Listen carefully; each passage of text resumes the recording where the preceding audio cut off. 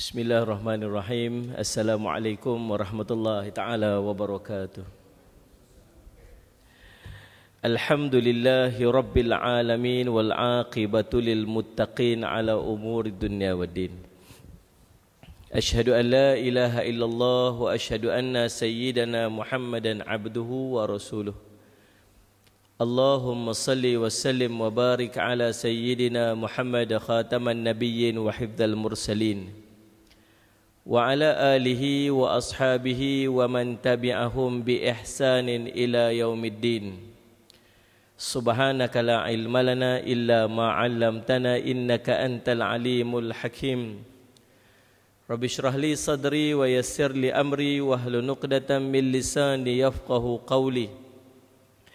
Bismillahi ma sya'allah la yasuqul khaira illallah ma sya'allah la yasrifu su'a illallah ma sya'allah ma kana min ni'matin faminallah ma sya'allah wa la hawla wa la quwwata illa billah al-aliyyil azim amma ba'd. Yang dihormati Al-Fadhil Ustaz pengacara majlis, yang dihormati pengerusi masjid, seluruh dan kuasa, tuan-tuan imam, para bilal, para asatizah, alim ulama, ibu-ibu, ayah-ayah, tuan-tuan dan puan-puan sedang hadirin dan hadirat yang dirahmati oleh Allah sekalian. Alhamdulillah. Puji dan syukur kita panjatkan kepada Allah Subhanahu wa taala dengan limpah kurnia, inayah, taufik daripada Allah. Kita dapat bertemu pada malam ini dalam kita nak memperingati akan peristiwa hijrahnya Rasulullah sallallahu alaihi wasallam. Salli ala sayyidina Muhammad. Bagus kita kat Malaysia ni tuan-tuan, dia setiap event yang terkait dengan peristiwa besar Rasulullah SAW ni kita akan ulang pada setiap tahun. Tujuan dia supaya kita ingat dan kita boleh lekat.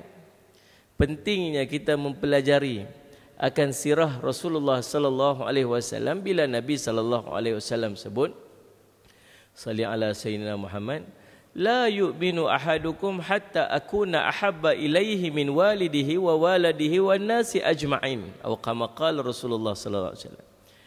Tak sempurna iman seseorang daripada kamu sehingga aku ni lebih dia kasih, lebih daripada mak bapaknya, lebih dia kasih daripada ibu ayah dia, lebih dia kasih daripada manusia seluruhnya. Andai ada di kalangan manusia yang kita kasih lebih pada kita kasih kepada Rasulullah SAW, maka tak sempurna iman. Macam mana kita nak mati, nak bertemu dengan Allah dalam keadaan iman tak sempurna? Tuan-tuan nak maksimiskan iman, nak penuhkan jiwa dengan iman, nak penuhkan hati dengan iman. Ini waktu hidup saja. Bila mati nanti tak payah dah. Tuan-tuan nak buat usaha supaya subhanallah pahala tuan-tuan berganda-ganda. Tuan-tuan nak bawa bekal yang sangat banyak untuk kembali bertemu Allah. Tuan-tuan nak baca Quran sangat banyak. Tuan-tuan nak bangun qiyamul lail sangat banyak. Bila? Ni waktu hidup ni saja. Mati nanti tak payah dah.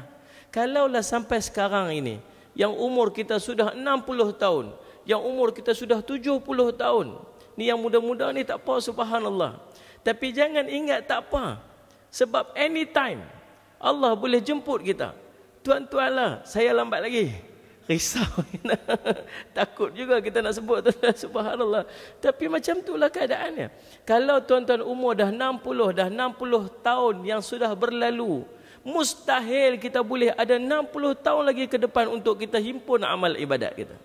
Betul tak tuan-tuan? Macam serius yang malam ni pasal apa ni? Macam tak makan lagi je gaya ni. Sungguh tuan-tuan subhanallah. Tuan-tuan fikir balik-balik. Tuan-tuan cuba fikir elok-elok. Subhanallah Ustaz Jamal. Betapa banyak masa yang kita bazirkan, yang kita buang, benda yang sepatutnya kita tumpu dan kita usaha sungguh-sungguh sebagai bekal untuk pergi dekat sana. Mati besok nak baca Quran, tak ada dah.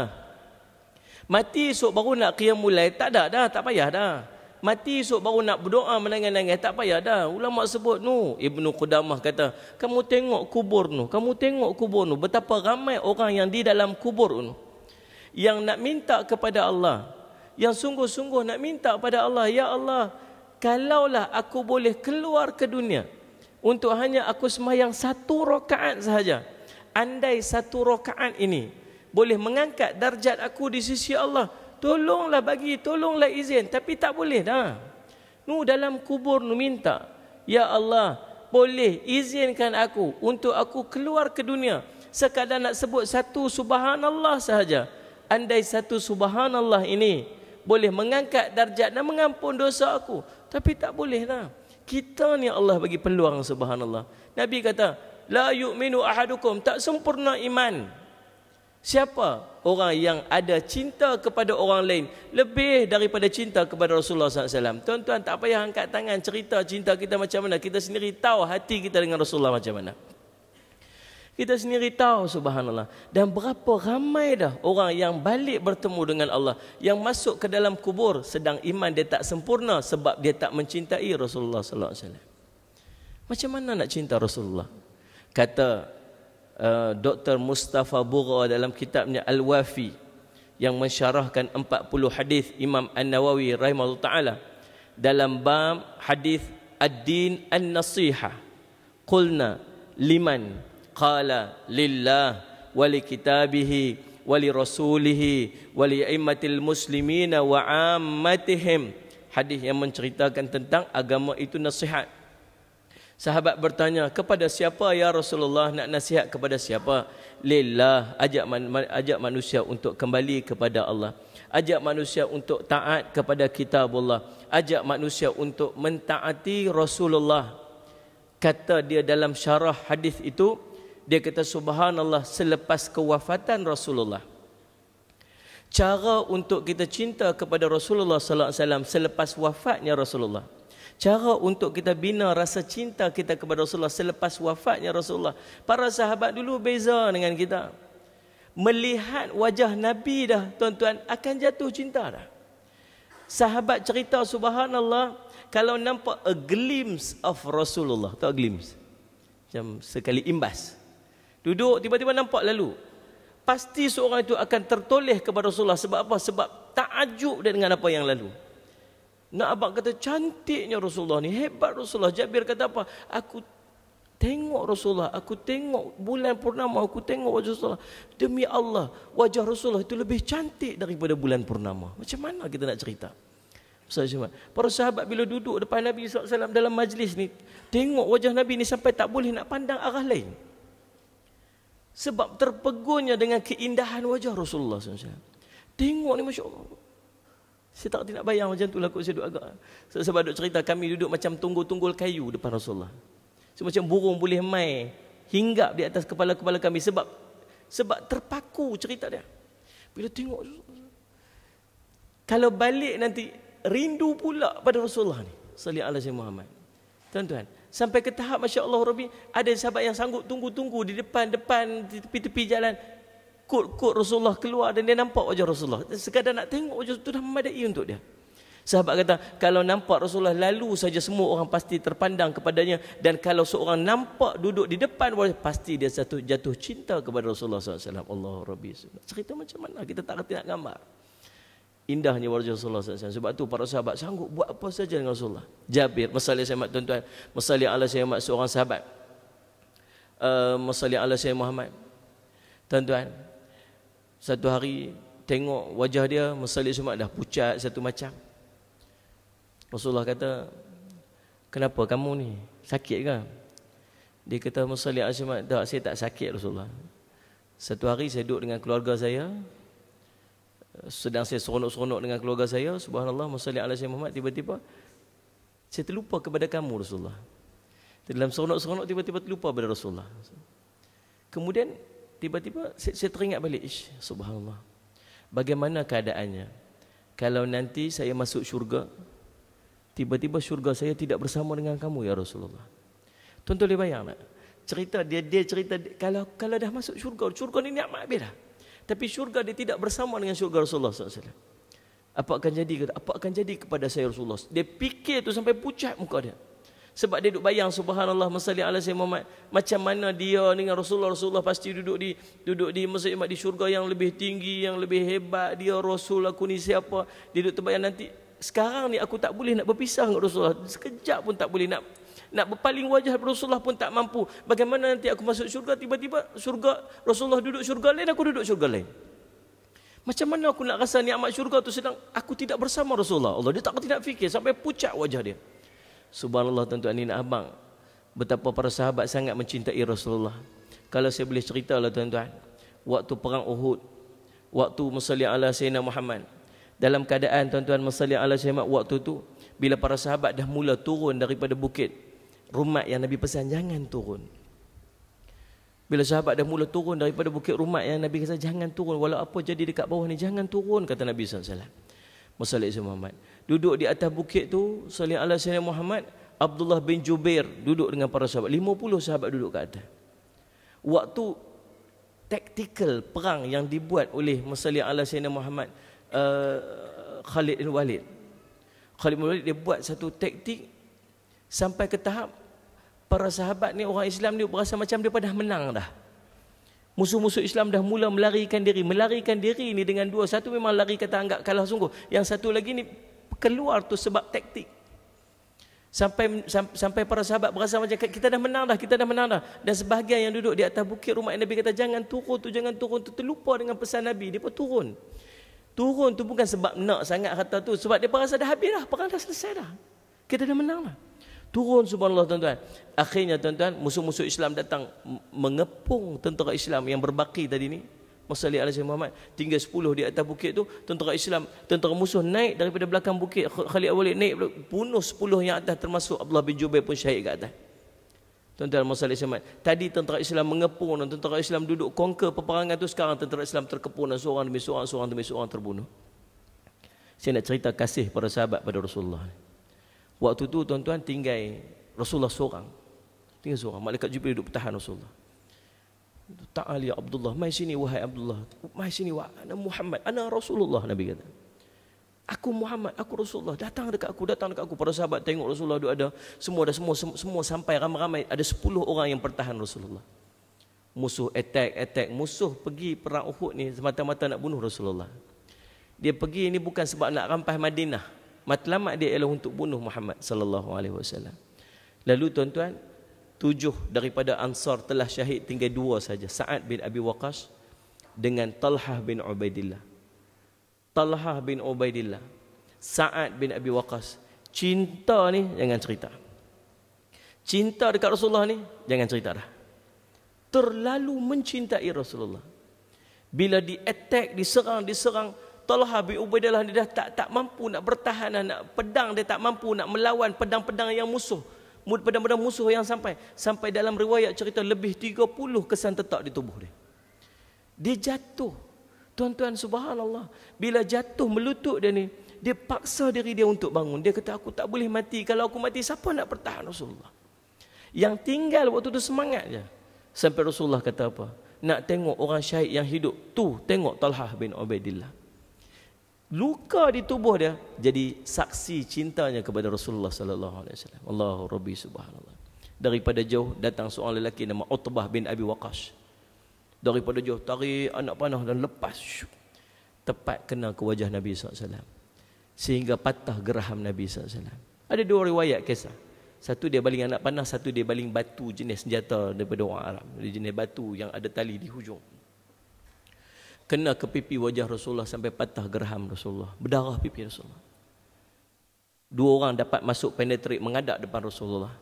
Nama Abdullah Qami'ah dan Abdullah Zuhri. Abdullah Qami'ah pegang pedang, hayun wajah ke wajah Nabi, hayun pedang ke wajah Nabi. Pecah penutup wajah Nabi sampai melekat 2 besi di pipi Nabi sallallahu alaihi wasallam. Berdarah wajah Nabi sallallahu. Allahu Rabbi, tuan-tuan sekalian, salli ala Sayyidina Muhammad. Bila para sahabat tengok Nabi sallallahu alaihi wasallam berdarah, para sahabat mula tarik Nabi ke belakang. Retreat. Tarik Nabi untuk dah cukup kita bawa Rasulullah dah cedera. Rasulullah waktu tarik ke belakang, tuan-tuan sekalian, ni belakang sana ada bukit Uhud. Tuan-tuan yang pergi umrah, pergi haji, tuan-tuan boleh bayang. Saya duduk cerita ni, tuan-tuan boleh bayang bukit itu dekat mana, bukit Uhud dekat mana. Bila tarik ke belakang nak bawa pergi bukit Uhud untuk selamatkan diri, tiba-tiba ada satu lubang yang dibuat oleh musuh. Salli ala Sayyidina Muhammad. Satu lubang yang dibuat oleh musuh. Lubang tu untuk berangkap. Dan Rasulullah SAW jatuh dalam lubang tu sampai luka lutut dan kaki dia. Dahlah berdarah di pipi ni. Besi masih melekat ni. Gigi patah dah. Luka ni. Parah wajah Nabi SAW. Para sahabat sambil tarik, sambil duk menangis tengok wajah Rasulullah. Sallallahu alaihi wasallam Muhammad. Bila bawa Nabi jatuh dekat dalam tu, mula-mula musuh nampak si Rasulullah jatuh, masing-masing dah mula baling. Baling pedang, baling tombak, baling apa saja yang ada dekat tangan dia, nak bunuh Rasulullah SAW dekat dalam lubang. Datang Abu Dujanah, cinta dekat Rasulullah SAW, cinta dekat Rasulullah SAW, pergi tahan belakang dia. Tunduk ya Rasulullah, tunduk biar aku jadi perisai dia. Belakang Rasulullah, belakang dia jadi perisai kepada Rasulullah. Berceracak anak panah di belakang dia. Sampai syahid Abu Dujanah jadi saksi cinta kepada Rasulullah SAW. Tuan-tuan boleh bayang keadaan. Bawa, naik sampai ke atas bukit. Nak naik ke atas belahan daripada gua. Daripada bukit Uhud tu ada satu belahan yang kalau tuan-tuan berdiri dekat tempat makam syuhada, dekat bukit Uhud tu, tuan-tuan pandang direct kepada bukit Uhud, tuan-tuan akan tengok ada satu belahan.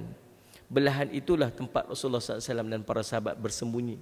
Dan wangi darah Rasulullah masih ada sampai sekarang. Subhanallah. Tuan-tuan, masalli ala sayyidina Muhammad.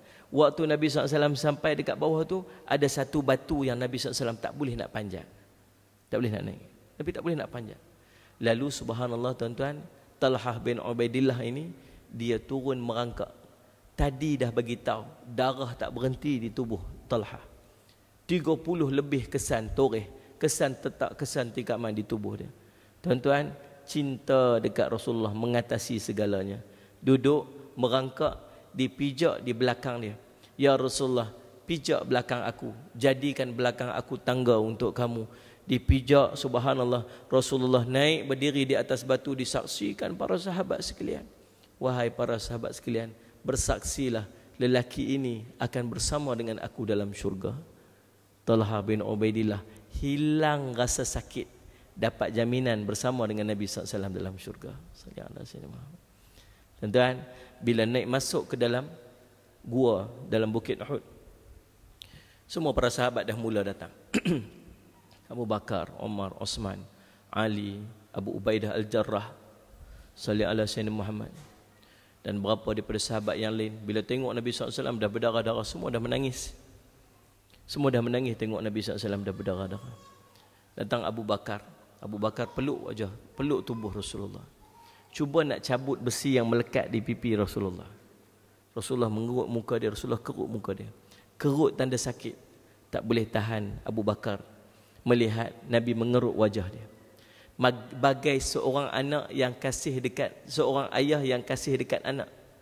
Nak tengok anak kena cucuk pun tak mampu. Demikian Rasulullah, para sahabat terhadap Rasulullah. Rasulullah mengerut muka pun dah tak mampu dah mereka menahan air mata. Lalu subhanallah, Abu Bakar yang sangat lembut hati dia tu mula berpaling. Datang Abu Ubaidah Al-Jarrah. Begini, biar aku, dia kata, subhanallah. Tepi-tepi kamu sekalian. Dirangkulnya tubuh Nabi sallallahu alaihi wasallam. Diciumnya tubuh Nabi sallallahu alaihi wasallam yang mulia. Digigitnya besi yang melekat di pipi Nabi dengan sungguh-sungguh gigitan. Sekuat-kuat hati dia, dan dicabut dengan geraham dia. Sama tercabut besi, sama tercabut gigi dia. Cabut lagi, sama tercabut besi, sama tercabut gigi dia. Ni gigi yang lompong, gigi yang hilang. Ini menjadi saksi cinta dia kepada Rasulullah SAW. Tuan-tuan, para sahabat, sanggup apa saja demi Rasulullah SAW. Kalau kita duduk waktu tu, kita nak jadi Abu Ubaidah Al-Jarrah, kita nak jadi Talhah bin Ubaidillah, kita nak jadi Abu Bakar yang peluk tubuh Rasulullah, kita nak jadi masalli ala Sayyidina Muhammad, kita nak jadi sahabat yang mencium dan menghirup darah Rasulullah yang mengalir di pipi. Tapi Allah tak pilih kita duduk zaman tu, sebab mungkin Allah tahu iman kita tak cukup kuat macam para sahabat kalau kita duduk pada zaman tu. Tapi nak cerita apa? Para sahabat nikmat dia melihat wajah Rasulullah, memegang tubuh Rasulullah, mencium harumnya, bau yang keluar daripada peluh-peluh Rasulullah umpama kasturi. Subhanallah. Salli ala Sayyidina Muhammad. Seorang lelaki nama Zahid. Dia ni orang kampung. Salli ala Sayyidina Muhammad. Jadi setiap kali dia akan bawa buah-buahan yang dia tanam di kampung tu untuk dijual di pasar di Madinah. Jadi setiap kali sebelum dia nak pergi pasar tu, dia akan singgah dekat Rasulullah dan bagi buah-buahan sebagai hadiah kepada Rasulullah.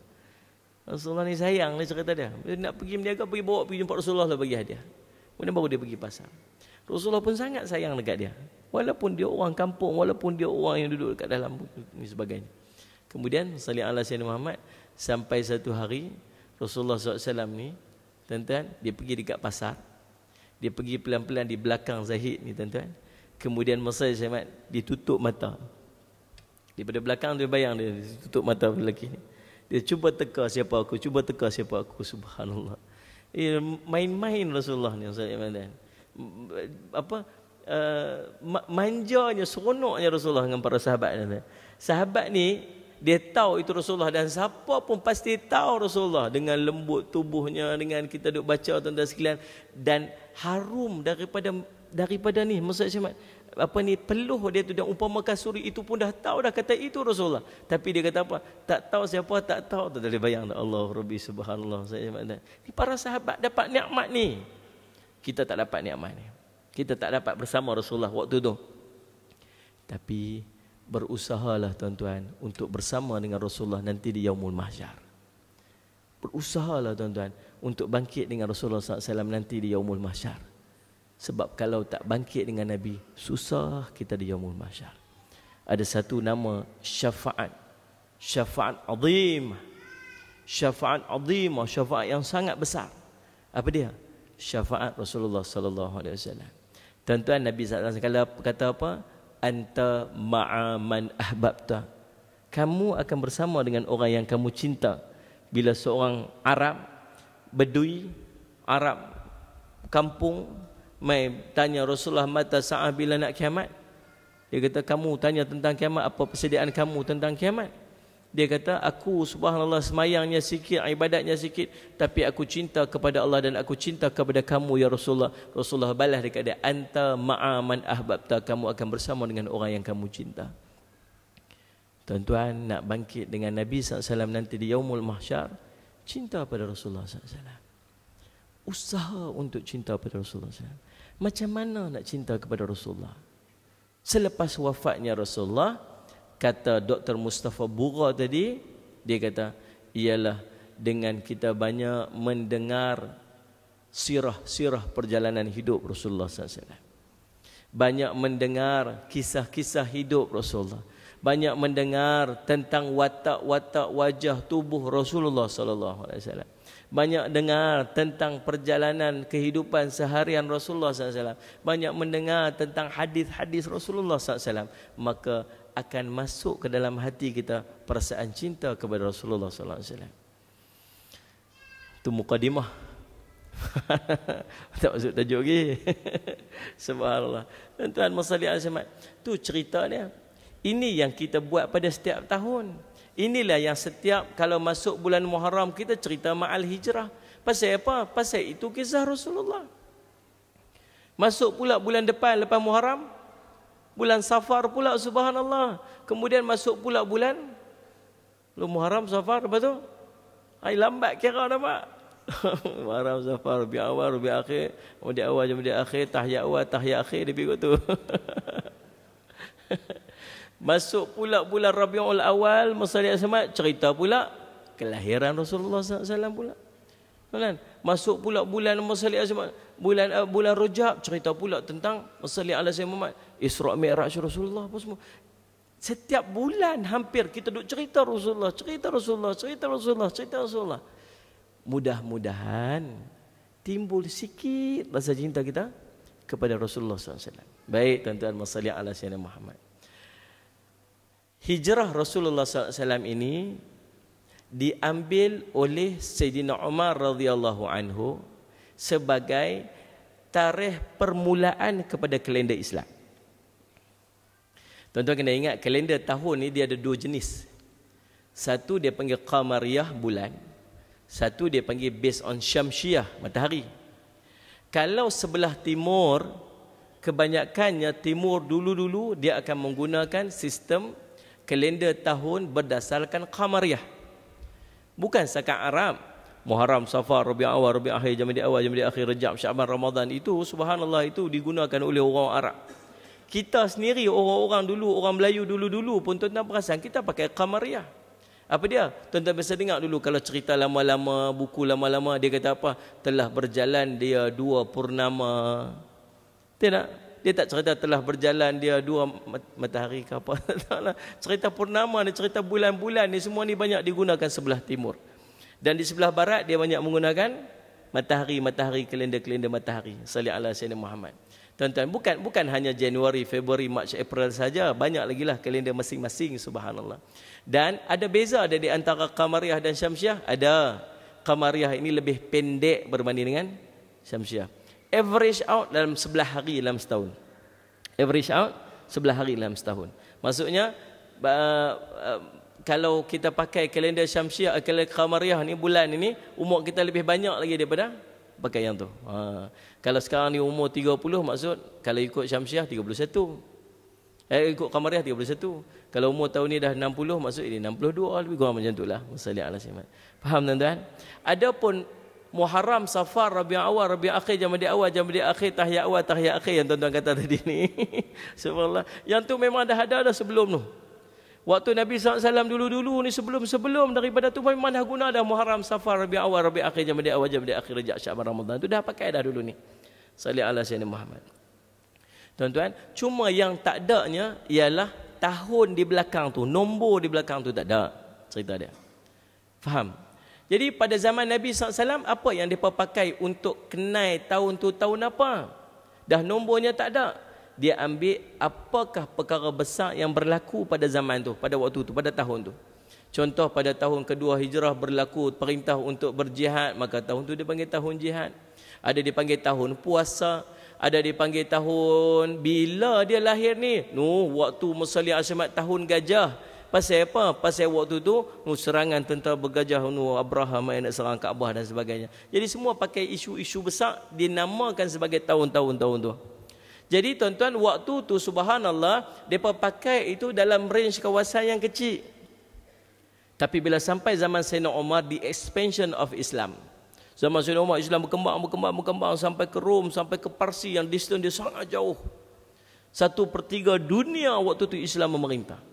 Tuan-tuan, dan sampai kepada pemerintahan, pusat pemerintahan Sayyidina Umar, khalifah waktu tu Amirul Mukminin Umar bin Al-Khattab di Madinah, sampai dalam keadaan surat-surat arahan, surat-surat pemberitahuan, surat-surat berkaitan dengan pemerintahan yang tak ada tarikh. Kalau ada tarikh pun tak tahu tahun bila. 15 Rabiul Awal. Tahun bila ni? Tahun lepas ke tahun ni? Tak tahu sebab perjalanan tu sangat jauh. Nak main dengan kuda kadang apa semua. Tuan-tuan faham lah. Jadi susah. Maka Sayyidina Umar panggil para sahabat duduk bersidang. Di kalangan sahabat, di kalangan orang-orang soleh, di kalangan orang alim sebagainya. Duduk bersidang, subhanallah. Kita bincang, bilakah tarikh yang sesuai untuk kita start kalender Islam? Maka subhanallah ada seorang mencadangkan. Dia kata, wahai Amirul Mukminin, apa kata kalau kita menggunakan tarikh kelahiran Rasulullah itu sebagai permulaan kepada kalender Islam? Saya nak tanya tuan-tuan. Kalau tuan-tuan ada waktu tu, tuan-tuan setuju tak dengan cadangan tu? Setuju tak? Saya pun setuju. Sungguh. Dia bayangkan setiap tahun kita nak cerita apa ni? Ni, duk ingat tahun ni ialah tahun kelahiran Rasulullah. Tahun ni tambah lagi kelahiran Rasulullah. Tahun ni tambah lagi setahun kelahiran Rasulullah. Kan seronok tu kan? Oh subhanallah, maksudnya. Kalau saya ada waktu tu pun, saya pun akan setuju waktu tu. Tapi kata Sayyidina Umar, tak, dia tak setuju. Pasal apa? Pasal dia sesuai dengan amalan orang-orang apa? Nasrani yang menggunakan tahun kelahiran Nabi mereka yang mereka angkat sebagai Tuhan mereka, iaitu Nabi Isa AS, sebagai permulaan kepada kalender mereka. Yang kita duduk ni 2017. Tidak? Kita patah balik 2016, 2015, 2010, tahun 2000, tahun 99, patah-patah balik sampai tahun 1. Tahun 0001, itulah tahun kelahiran Nabi Isa AS. So tahun ni Nabi Isa umur berapa dah?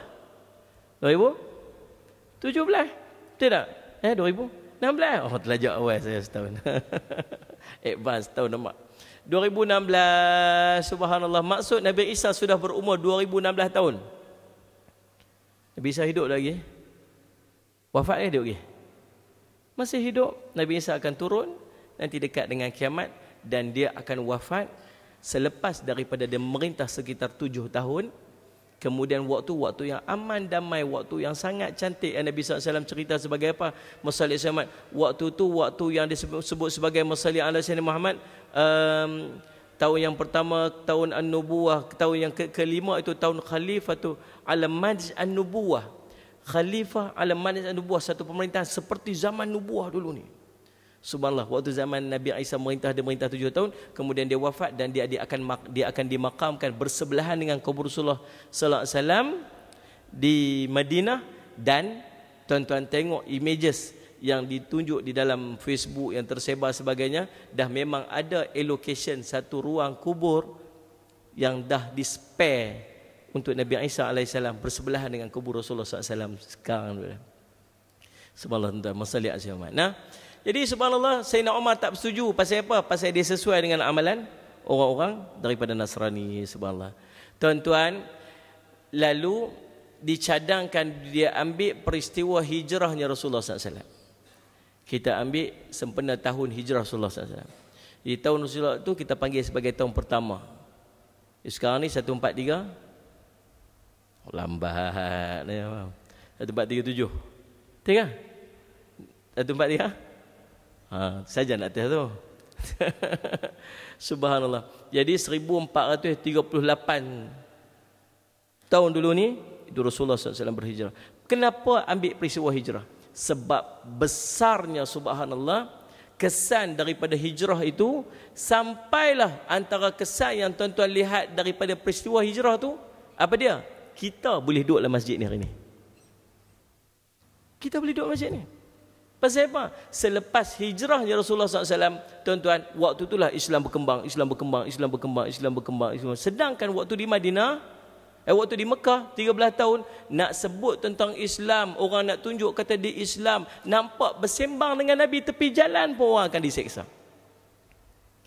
Tuan-tuan, salih ala Sayyidina Muhammad, kisah di antara salih ala Sayyidina Muhammad, permulaan kepada seksaan kepada para sahabat, berlaku di awal-awal Nabi SAW dilantik menjadi Rasul.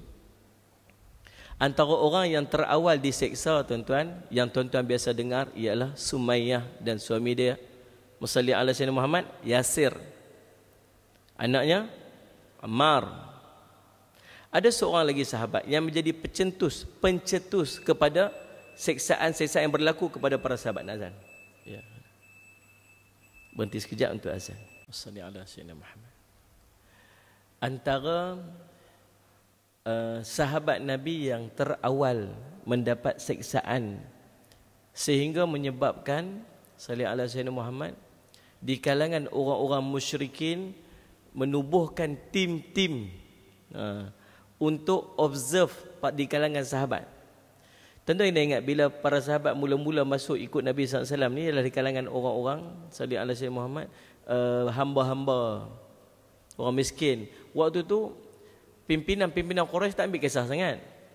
Dia ikut suka depa lah, tak ada impact sangat pun kepada apa ni Musa sama orang-orang musyrikin. Salli ala Sayyidina Muhammad. Tapi Musalli ala Sayyidina Muhammad selepas seorang sahabat ni bernama Khabbab bin Al-Arat. Khabbab bin Al-Arat sini, tuan-tuan, kalau tuan-tuan boleh imagine tak, kalau nama Khabbab ni tuan-tuan duk terbayang apa? Tuan-tuan duk terbayang kebab lah kan? Tapi saya tak tahu kot ada signifikan dah dengan kisah Khabbab ni kan. Tuan-tuan sekalian Musalli ala Muhammad. Sebab Khabbab ini, tuan-tuan, dia di antara orang yang awal masuk Islam. Walaupun dia daripada kalangan hamba, walakin dia orang daripada Arab bangsawan asalnya, yang kampung mereka ini diserang dan diserbu. Kemudian subhanallah di kalangan pemuda-pemuda ni ditangkap dan dijadikan hamba, budak-budak sebagainya. Maka subhanallah, tuan, dia bukan asalnya orang kampung, bukan asalnya, dia ni orang di kalangan bangsawan. Lalu dia dijual di pekan-pekan di pasar dan dibeli oleh seorang perempuan bernama Ummu Ammar. Ummu Ammar ni buat balik dia ke kota Mekah.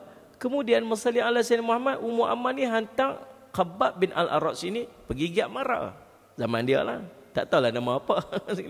Jadi untuk training buat besi. Sehingga dia ni dia jadi the finest craftsman. Craftsman dekat mana? Dekat Masalih Ala Syahmat Kota Mekah. Sampai kalau dia nak beli yang mahal-mahal, yang branded punya, yang semua beli kat dia. Sangat bagus punya dia punya kerja-kerja dia. Subhanallah. Dia orang cerdik. Dia duduk tengok waktu tu Nabi SAW dah mula bercakap tentang Islam, dan dia sangat attracted, dia sangat tertarik dengan Islam tu. Lalu subhanallah dia pergi berjumpa dengan Rasulullah dan akhirnya dia masuk Islam. Waktu tu siapa pun tak kacau orang nak pergi sembang dengan Rasulullah ke, orang nak pergi apa, orang tak kisah sangat pasal jumlah dia terlalu sedikit. Lalu akan tetapi Ummu Ammar ini dia sangat anti kepada Rasulullah. Dia sangat tak suka. Dia sangat orang yang sangat berpegang kuat dengan agama dia, dan dia paling tak suka kalau ada di kalangan keluarga dia yang pegang dengan Muhammad. Satu hari ternampak yang Khabbab Al-Arat sini sedang bersembang dengan Rasulullah di tepi jalan. Ni saya nak bagi tahu ni.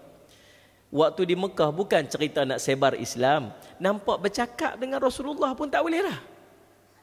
Lalu Ummu Ammar pergi jumpa Khabbab Al-Arat di kedai dia. Waktu tu dia tengah duk masak besi ni.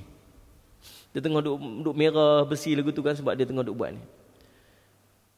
Kamu ikut Muhammad? Dia kata, ya saya ikut Muhammad. Dia tak rasa bersalah apa, sebab tak ada isu. Dia kata, apa masalah? Muhammad okey kan? Dia kata macam tu lah, lebih kurang kan? Okey kan, tak ada masalah apa. Apa kata kalau yang Muhammad bawa tu betul? Apa kata? Dia kata betul. Dia ambil besi yang sedang merah yang duduk di bara tuan-tuan, dia letak di atas kepala Khabbab Al-Arat. Letak di atas kepala Khabbab ni tuan-tuan sampai terbakar rambut dia. Sampai terbakar, berasap kepala, dan dia rebah. Dia sempat berdoa sebelum dia jatuh tu, dia kata, ya Allah, engkau balaslah yang seumpamanya kepada Ummu Ammar. Dan memang salli ala sayyidina Muhammad, Allah makbulkan doa orang yang kena zalim ni. Orang kena zalim ni doa tak ada hijab. Nah. Kemudian masalli ala sayyidina Muhammad, waktu hijrah, selepas dia berhijrah ke Madinah, Ummu Ammar ni dapat penyakit dalam kepala dia yang tak boleh ubat. Pergi cari mana tabib, pergi mana apa semua, jumpa bomo ni, jumpa dukun ni, jumpa teropong pun jumpa. Tapi tak boleh nak selesai masalah dia. Sampai dia berjumpa dengan seorang tabib tu kata apa? Cara nak bagi hilang rasa sakit itu ialah dengan pergi panaskan batu sampai letak atas kepala tu, supaya panas batu tu melupakan sakit kepala dia tu. Macam tu lah Allah balas. Waktu zaman Sayyidina Umar ni rajin duduk bersembang dengan para sahabat. Satu hari duduk ramai-ramai di kalangan sahabat Ansar. Katalah Sayyidina Umar, sahabat-sahabat daripada Muhajirin, mainlah kita cerita kepada orang Ansar ni, kita dulu macam mana, kita dulu kena seksa. Orang Ansar tak mengalami pengalaman-pengalaman yang macam tu. Kita dulu waktu kena di Mekah. Mari kita cerita, kongsi-kongsi dengan dia. Sahabat ni cerita lah, aku kena macam ni. Sahabat ni cerita, aku tuan-tuan dahsyat tuan-tuan. Masa dia semat, ada di kalangan sahabat yang disalib dan dijadikan tempat panah praktis budak-budak. Ada. Masa dia semat tuan. Ada sahabat kalau cerita jemur tengah panas, pakai baju besi, telanjangkan jemur tengah panas dan pakai baju besi supaya panas lagi, itu biasa di kalangan sahabat. Lalu semua pakat duduk cerita. Tiba-tiba Khabbab lalu. Sayyidina Umar kata, wahai Khabbab, mari sini, duduk kat sini. Dia ambil ridak ni tuan-tuan sekalian, letak, suruh Khabbab duduk atas ni. Khabbab pun duduk. Dia kata, ceritalah pengalaman kita dulu. Khabbab kata, aku malu nak cerita, aku malu. Janganlah malu, kami nak tumpang-tumpang. Dia kata, Musallik Ahmad, kami nak ambil, nak mudah-mudahan jadi pengajaran dekat kami. Dia tak cakap banyak tuan-tuan. Dia cuma selak baju dia di belakang. Bila dia angkat saja baju di belakang ni, Sayyidina Umar dah menangis. Para sahabat semua menangis. Pasal apa ni, apa yang berlaku kepada kamu wahai Khabbab? Di belakang dia tuan-tuan, tak ada daging-daging dah, melainkan tulang-tulang saja yang kelihatan. Bayang. Sebab apa ni, apa yang telah berlaku kepada kamu wahai Khabbab? Dia kata, dulu waktu di Mekah, salli ala Sayyidina Muhammad, waktu mereka menghimpunkan pemuda-pemuda mereka untuk menyeksa kita, orang Islam, aku dibawa ke tengah padang pasir, lalu dibakar bara yang panjang, lalu aku dibaringkan di hujung bara dan diseret sepanjang bara tersebut sehingga lekang daging-daging aku. Sallallahu alaihi Muhammad. Sehingga minyak-minyak yang keluar daripada daging-daging itu memadam api-api bara tersebut. Boleh bayang. Allahumma salli ala cerita dia. Nak cerita apa? Nak cerita duduk di Mekah, bukan cerita nak sebar Islam. Nak bercakap tentang Islam. Tak boleh. Nak tunjuk kata Islam, tak boleh. Para sahabat sembunyi Islam. Sampai ada di kalangan sahabat yang tak tahan dah. Minta pada Rasulullah, boleh tak kami nak keluar ni? Kami dah tak mampu nak tahan dah. Rasulullah kata, pergi nu dekat Habasyah nu. Ada raja yang adil dekat sana, nama Raja Najasyi. Pergi dekat dia. Pergi ni tuan-tuan, kelompok-kelompok ni. Tuan-tuan, saya pergi ke tempat Raja Najasyi itu. Saya saksikan sendiri, subhanallah. Betapa dahsyatnya tempat tu. Utopia ni tuan-tuan, dulu nama Habasyah. Dia combine of dua negara, Utopia dengan Eritrea. Eritrea dengan Utopia. Salih alaihi Muhammad. Kawasan dia nak jumpa tanah datar ni sangat sikit, melainkan semuanya gunung ganang yang tinggi-tinggi macam tu. Sahabat yang hijrah ni, yang melarikan diri, yang hijrah yang pertama sebelum hijrah akbar tu, hijrah yang besar berjaya ke Madinah tu, mereka terpaksa berlari, bergerak, berjalan daripada Mekah pergi ke Jeddah. Yang kita naik bas sekarang ni 4 jam kadang-kadang, subhanallah. Sampai di Jeddah naik sampan yang kecil, melintas Laut Merah yang sangat luas antara dua benua tu, benua Afrika dengan benua Arab tu. Naik sampan, lintas sampai dekat Pulau Dahlak, dekat dengan Eritrea tu, dekat tu tuan-tuan sekalian. Berjalan kaki pula hampir 1000 km pergi ke tempat yang namanya Mekele, tempat Raja Najasyi itu. Tuan-tuan boleh bayang, ni nak jaga akidah ni. Allahu Rabbi subhanallah. Saya menangis tuan-tuan bila saya sampai sana. Duk terbayang para sahabat macam ni punya dahsyat depa berhijrah sebab nak mempertahankan akidah. Bila saya sampai sana baru saya tahu rupa-rupanya itu strategi Rasulullah. Kita duk terbayang para sahabat terpaksa lari sebab kena pressure, sebab kena tekan. Tak, rupa-rupanya itu salah satu sebab.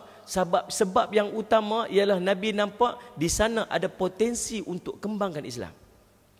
Since Mekah tak dapat, Nabi tak tahu, Nabi tak kerti nak fikir dah. Nabi kena pergi Taif, kena lontak batu sampai berdarah-darah. Subhanallah, akhirnya dapat maklumat kata ada seorang raja yang adil, beragama Nasrani, duduk dekat Masalih ala Sayyidina Muhammad, dekat Utopia sana, dekat Habasyah sana. Dia ni mungkin ada potensi untuk kita kembang Islam dekat sana. Hantar para sahabat. Dalil dia apa? Yang dihantar ke sana bukan di kalangan hamba-hamba, tapi Sayyidina Osman bin Affan, menantu kepada Rasulullah SAW, dan anaknya Ruqayyah. Hantar pergi, subhanallah, Masalih ala Sayyidina Muhammad. Maksudnya ni yang dihantar ni bukan calon-calon orang. Ni sebab Nabi nampak ada potensial untuk Islam dikembangkan dekat sana. Lalu tuan-tuan, subhanallah, masalli ala Sayyidina Muhammad. Lalu tuan-tuan, Nabi duk menunggu lagi bila sahabat duk kenal lagi, tuan-tuan sekalian, masalah Muhammad, sampai ke tahap para sahabat duk mengadu kat Rasulullah macam mana ni. Sampailah satu peristiwa yang membawa kepada penghijrahan Rasulullah SAW. Hari ini cerita sirah, tuan-tuan, seronok juga. Anak sekalian.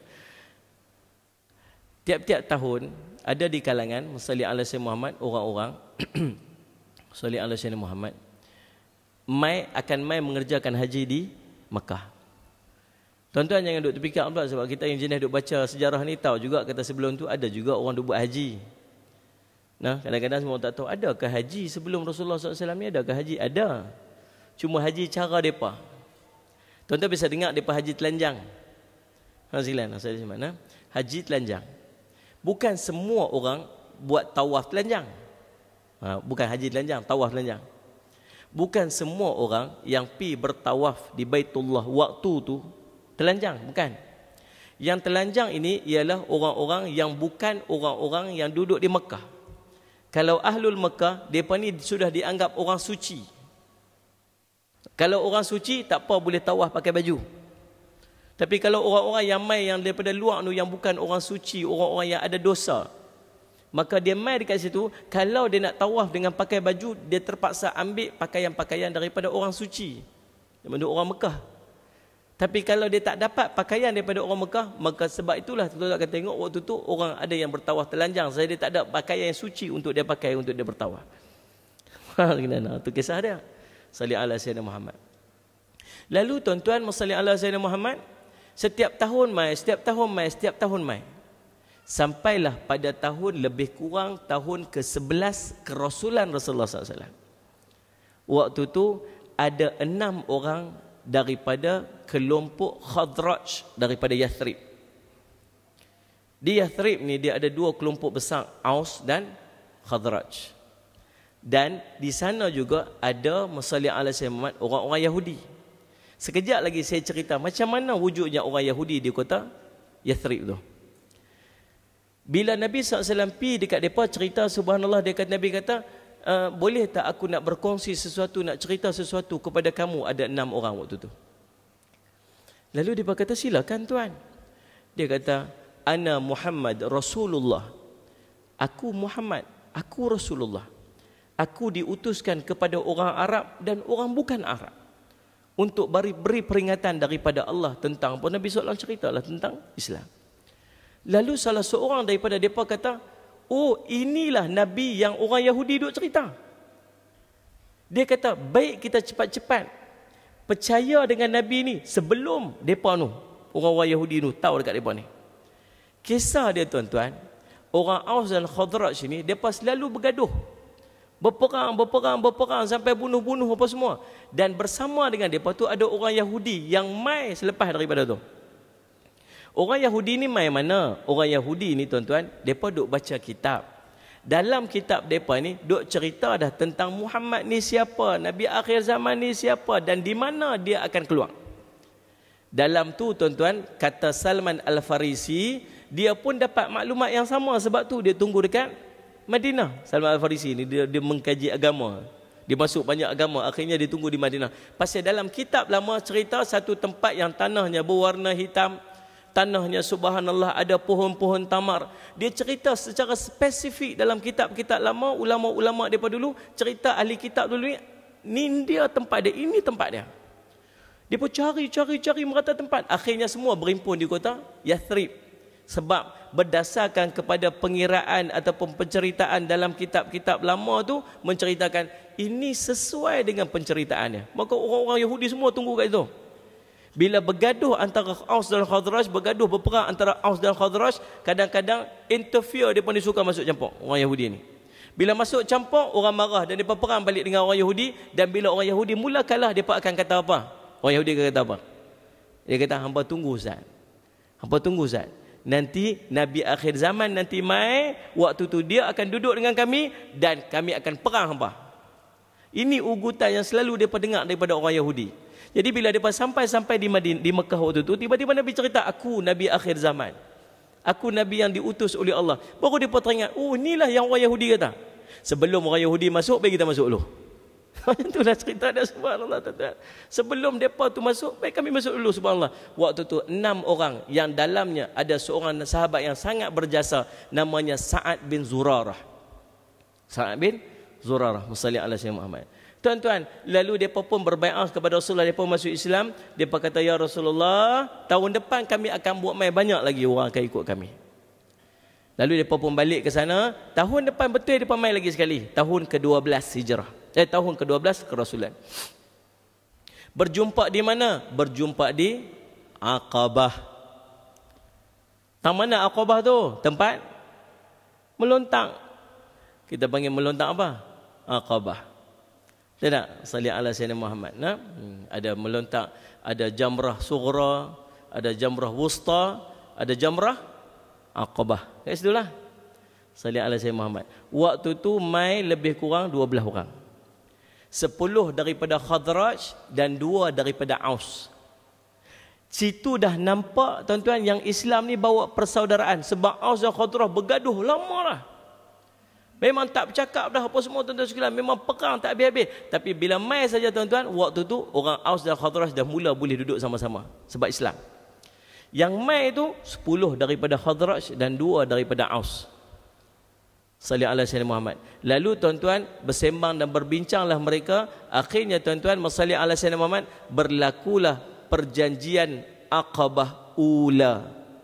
Aqabah yang pertama. Aqabah pertama berlaku di antara Nabi dan 12 daripada sahabat-sahabat daripada Yathrib. 10 daripada Aus dan 2 daripada Khadraj. 10 daripada Khadraj dan 2 daripada Aus. Antara konten perjanjian itu ialah tidak mensyirikkan Allah. Salih al-Syamad. Tidak mencuri. tidak membunuh anak-anak mereka. Ini memang ada orang Arab dulu bunuh anak sendiri. Kita duk dengar dah kan? Sallallahu alaihi wasallam Muhammad. Tapi bukan semua orang Arab bunuh anak sendiri. Antara orang yang tak bunuh anak ialah daripada orang Quraisy. Tuan faham elok. Banyak salah faham kita duk dengar kadang. Antara benda yang diwar-warkan, yang tak kisah, yang tak sahih kebenaran dia, tuan-tuan, kita duk dengar tentang Nabi kata tentang Sayyidina Umar bunuh anak dia sendiri. Yang bunuh anak tu anak perempuan. Sallallahu alaihi wasallam. Sedangkan gelaran Sayyidina Umar, apa gelaran Sayyidina Umar? Kunyah dia. Biasa gelaran kita akan sesuai dengan anak yang sulung kita. Anak Nabi yang sulung nama Qasim, Nabi Abu Qasim. Faham? Anak lelaki sulung saya nama Luqman, saya Abu Luqman. Sayyidina Umar, hadis yang pertama tuan-tuan baca daripada hadis 40 Imam Nawawi. An Amiril Mukminin Abi Hafsin. Umar bin Al-Khattab radhiyallahu anhu. Apa maksud Abi Hafsin? Bapa kepada Hafsah.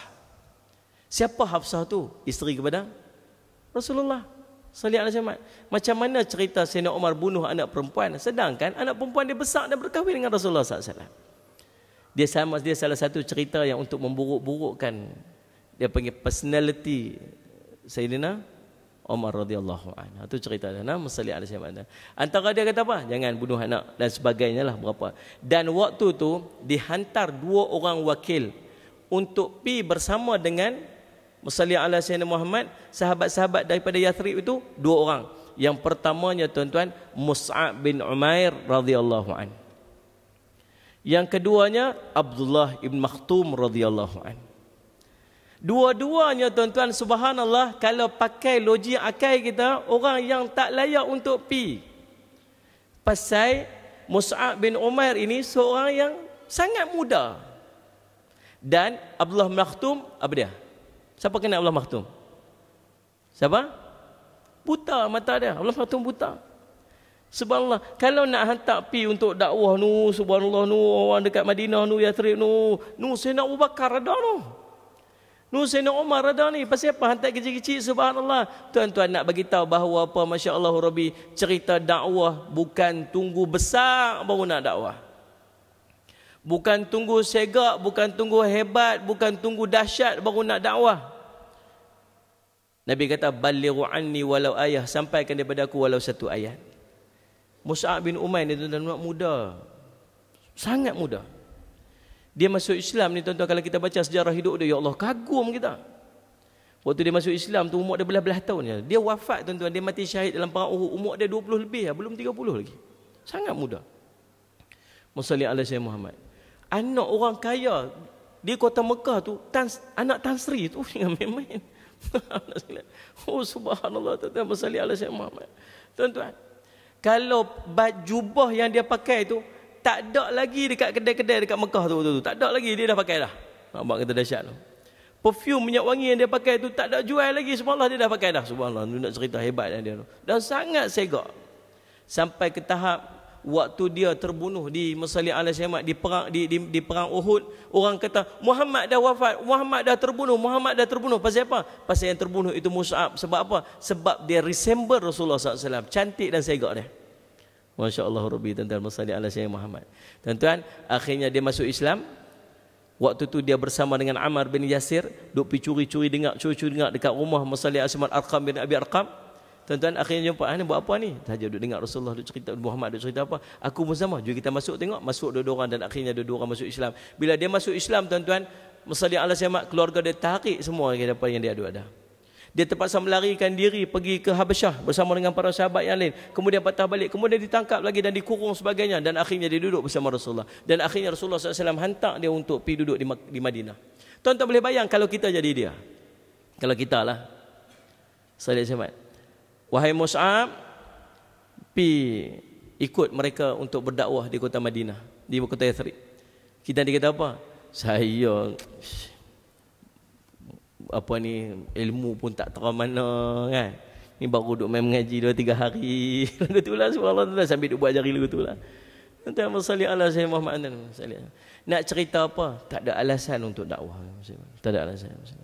Jangan gunakan alasan salli ala Sayyidina Muhammad, saya tak tahu, saya tak buat lagi. Kata ulama, syaitan akan membisikkan di telinga kamu bahawa kamu akan berkata untuk tidak melakukan amar ma'ruf nahi mungkar dengan apa? Dengan mengatakan bagaimana kamu nak menegur orang sedangkan kamu masih dalam maksiat. Nampak tak? Tu kata siapa tu? Syaitan. Macam mana nak tegur orang hang pun tak betul lagi. Tu syaitan duk bisik kita. Habis kita buat apa? Kita duduk diam, kita tak kata apa. Subhanallah. Tuan-tuan, balighu anni walau ayah, sampai daripada aku walau satu ayat. Apa tuan-tuan dengar begitu? Nabi kata Muhammad SAW, ada 3 benda yang tak akan terputus bila seorang tu mati kan. Yang kedua apa dia? Al-ilmu yang tafa'u bih, ilmu yang manfaat. Waktu saya sembang dengan Syekh Nuruddin hari itu, dia kata, Ustaz, dia kata kat saya, kita ni amal dah tak ada, ilmu pun tak ada. Dia kata dia tak ada ilmu, tak ada amal. Kita lagi lah rasa kecil sungguh. Ilmu pun tak ada, amal pun tak ada, dia kata. Tapi nak masuk syurga, tuan-tuan pegang ni elok. Saya pegang perkataannya. Kita ni ilmu pun tak ada, amal pun tak ada, tapi nak masuk syurga. Habis nak masuk syurga macam mana? Ilmu pun tak ada, amal pun tak ada. Kita tumpang orang masuk syurga. Tuan-tuan, apa saja amalan yang tuan-tuan mengaji, yang tuan-tuan belajar, tuan-tuan share dengan orang. Share dengan orang. Orang kata cerita semayang witir, tuan-tuan share orang semayang witir. Tuan cerita baca qul huwallahu ahad, tuan share. Apa saja ilmu tuan-tuan share. Sebab gunakan teknologi yang tuan-tuan ada tu supaya sampai dekat orang. Tuan-tuan, kalaulah nanti ada orang boleh masuk syurga dengan ilmu yang kita sampaikan tu, ni kita yang tunjuk, takkan Allah tak kesian kat kita untuk masuk syurga kot? Anda faham tak?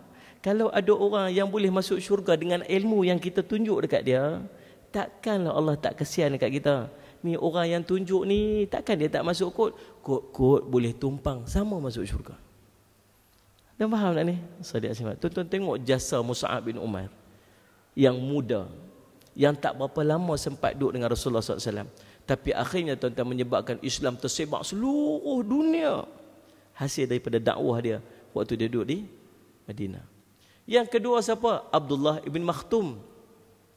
Abdullah ibn Makhtum ni siapa? Orang buta. Duduk di kota Mekah sampai turun kisah, turun ayat abasa wa tawalla an ja'ahul a'ma wa ma yudrika la'allahu yadhakka. Kan? Itu kisah apa tu? Itu kisah waktu Al-Makhtum pi belakang Rasulullah, wahai Rasulullah, saya nak tanya ni, wahai Rasulullah, saya nak tanya ni. Waktu tu Rasulullah SAW duk fokus, duk bincang ni oleh ahli ni, orang-orang besar-besar dalam masyarakat Islam di kota Mekah tu. Kok depa ni kalau boleh masuk Islam ni ramailah orang masuk Islam. Sampai Allah turun teguran kepada Nabi SAW melalui ayat tu. Dan Al-Makhtum dia Masalah tak pernah tinggal dalam semayang dia, melainkan dia duduk baca ayat tu aja. Pasal apa? Ayat tu cerita tentang dia. Oh, subhanallah. Tuan-tuan, nak cerita apa? Abdullah Makhtum ni OKU. Tidak? OKU pun kena dakwah. OKU pun kena buat kerja untuk ajak orang masuk Islam. Apatah lagi kita ni, tuan-tuan, subhanallah, yang Allah bagi segala nikmat. Baik, tuan-tuan. Jadi pendek kisahnya, subhanallah, pilah Mus'ab bin Umair sampai ke kota Madinah, sampai ke kota Yathrib. Dan waktu tu subhanallah, Mus'ab bin Umair dan Abdullah bin Makhtum duduk menumpang di rumah seorang sahabat yang mulia bernama Sa'ad bin Durarah. Sa'ad bin Durarah ni orang kaya di kota Madinah, kota Yathrib. Dan dia menggunakan kekayaan dia tu untuk perkembangan Islam. Tuan-tuan, kadang-kadang kita ni tak ada ilmu. Saya pun sama lah, tuan-tuan, duduk cerita, tuan-tuan ni tung kosong aja, tahu tung kosong. Tung kosong ni ambil kayu ketuk, tang, bunyi je kuat, isi bukan ada. Tapi subhanallah, tuan-tuan, masalih ala Sayyidina Muhammad, kita tak ada ilmu, subhanallah. Tapi ada orang yang cerdik. Dia buat lagu mana? Dia jadikan rumah dia tu untuk orang menyampaikan ilmu. Kadang-kadang subhanallah dia gunakan duit dia tu untuk orang mengajar ilmu. Tuan-tuan tak duduk di meja ni, tapi ada saham yang tuan-tuan bagi kepada masjid supaya ustaz boleh bercakap dekat sini dan orang beramal dengan ilmu yang ustaz tu sampai, maka pahala akan sampai kepada orang yang bagi tu. Ni orang cerdik dia panggil. Satu hari waktu Sa'ad bin Durarah dengan Mus'ab bin Umair duduk di satu tempat sedang berdakwah. Salih ala Sayyidina Muhammad. Waktu tu ada seorang lelaki bernama Sa'ad bin Mu'az.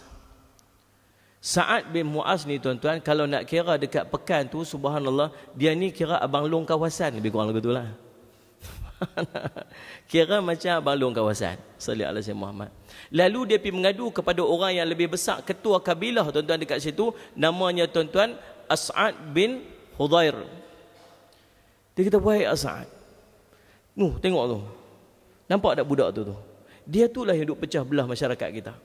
Dia tu lah duk main cerita bukan cerita yang kita duk buat selama ni tak betul. Dia tu lah tu apa semua.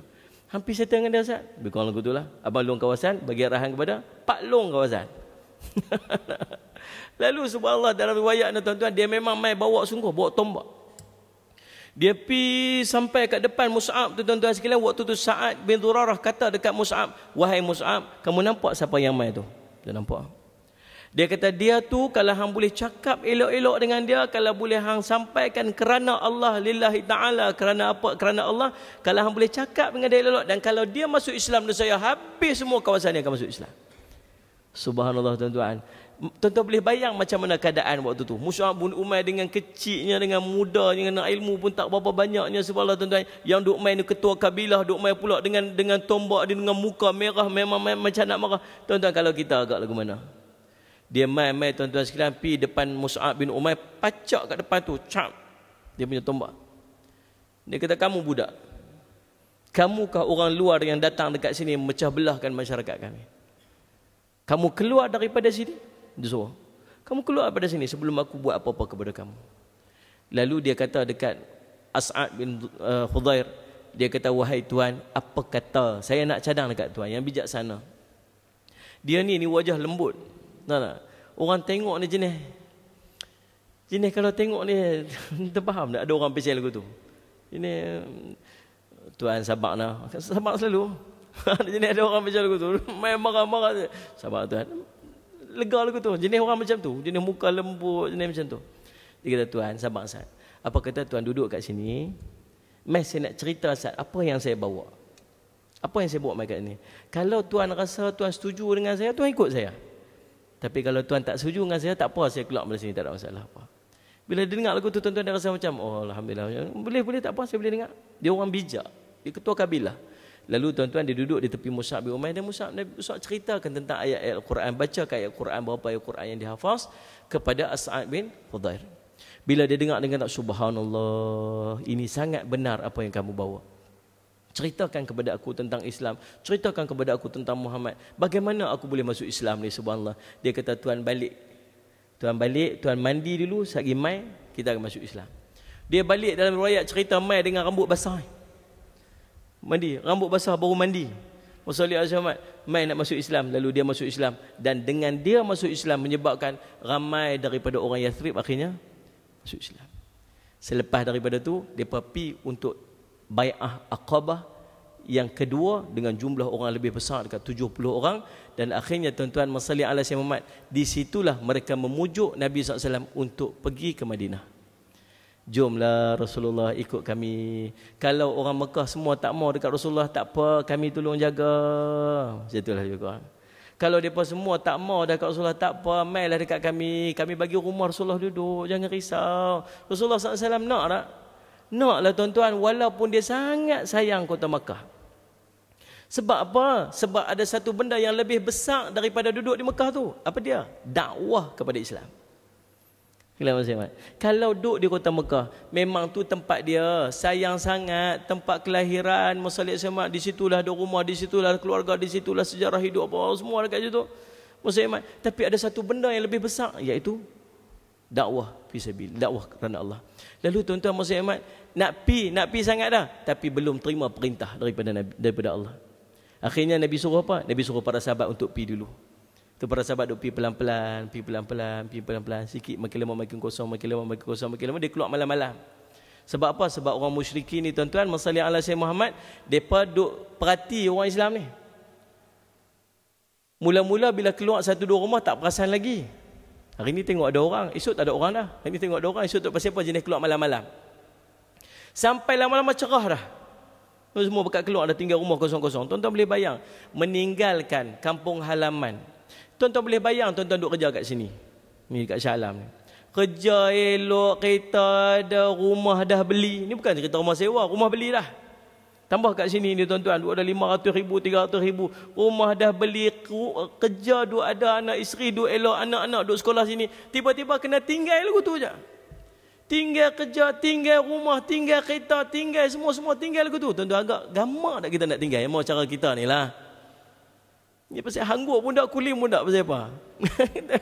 Tak berani nak hanggut, tak berani nak kulim sebab tak kerti nak decide. Ni baru tanya aja, belum buat lagi. Para sahabat macam itulah. Inilah tempat kerja dia, inilah tempat kelahiran dia, inilah tempat keluarga dia, ni dia beradik Pak Long, Mak Long semua duduk kat sini. Subhanallah tuan-tuan sekalian, tiba-tiba nak kena tinggal, sana kerja pun tak tahu apa lagi.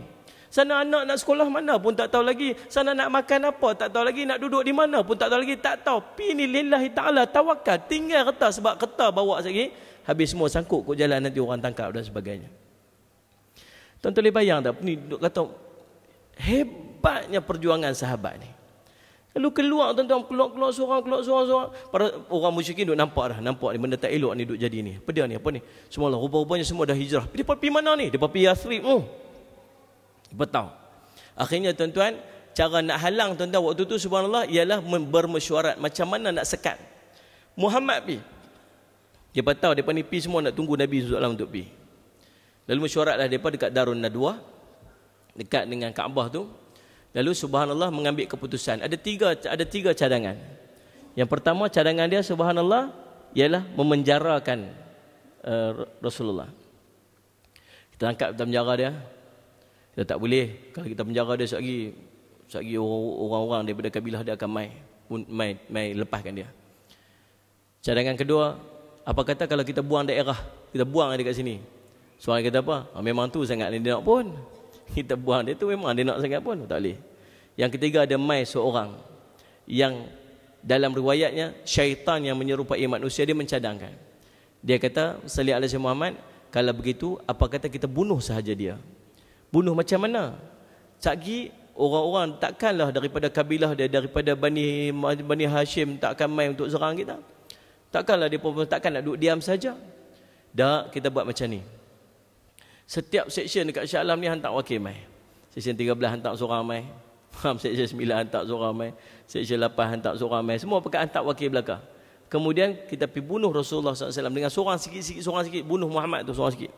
Maka masalah Muhammad depa takkan mampu untuk membalas balik. Itu kan akhirnya diterima tuan-tuan sekalian, dan akhirnya malam tu juga depa pergi serbu rumah Rasulullah.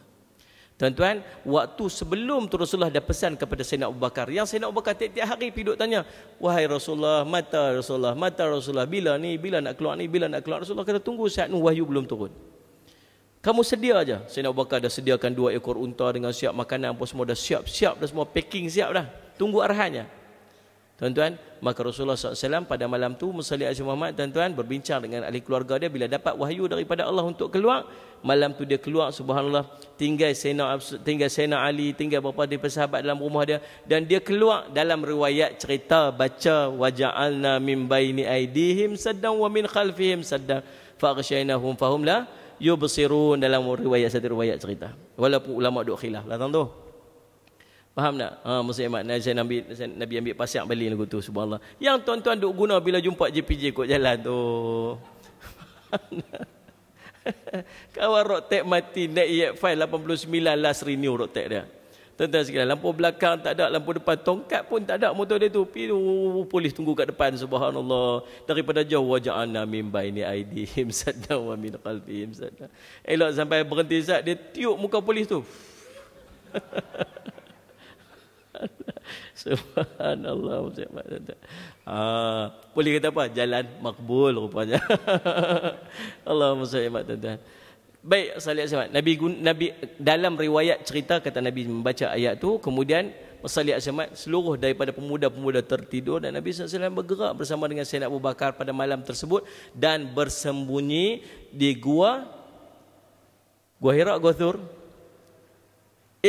Apa dia jawab periksa pakai fil lah gaya ni.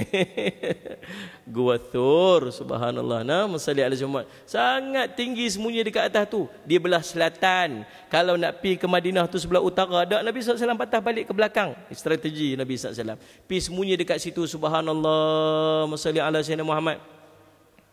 Tuan-tuan, Nabi SAW pesan, subhanallah, ada di kalangan sahabat yang tugas dia ialah untuk menternak kambing-kambing di dekat Masjid Al-Muhammad, dekat kawasan bawah daripada bukit tersebut supaya jejak kaki tak nampak.